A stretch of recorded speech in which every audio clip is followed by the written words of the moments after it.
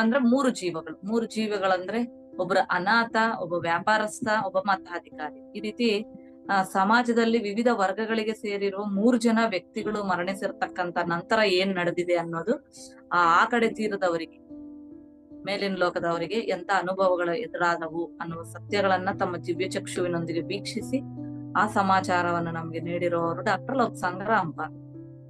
ನೋಡಿ, ಯಾಕೆ 3 ಜನದ್ದು ನೀಡಿದ್ದಾರೆ ಅಂದ್ರೆ ಇವರು 3 ಜನ ಬೇರೆ ಬೇರೆ ರೀತಿಯ. ಒಬ್ಬ ಅನಾಥ ಯಾವ ತರ ಬೆಳೆದಿರ್ತಾನೆ, ಒಬ್ಬ ವ್ಯಾಪಾರಸ್ಥ ಯಾವ ತರ ಬೆಳೆದಿರ್ತಾನೆ ಸಮಾಜದಲ್ಲಿ, ಒಬ್ಬ ಮತಾಧಿಕಾರಿ ಹೆಂಗೆ ಬೆಳಿತಾನೆ, ತನ್ನ ಜೀವನ ಹೆಂಗೆ ಬೆಳೆದಿರ್ತಾನೆ ಅಂದ್ರೆ ಅಲ್ಲಿ ಸಮಾಜದಲ್ಲಿ ತಾನೆ ಯಾವ ತರ ಪ್ರಾಣ ಬಿಟ್ಟಿರ್ತಾನೆ, ಆ ನಂತರ ಆತ ಏನ್ ತಿಳ್ಕೊಂಡಿದ್ರೆ ಹೆಂಗೆ ಮೇಲೆ ಹೋಗ್ತಾನೆ, ಅಲ್ಲಿ ಏನನ್ನ ಅವ್ರು ಕಾಣ್ತಾರೆ ನೋಡ್ರಿ, ಕಾಣದು.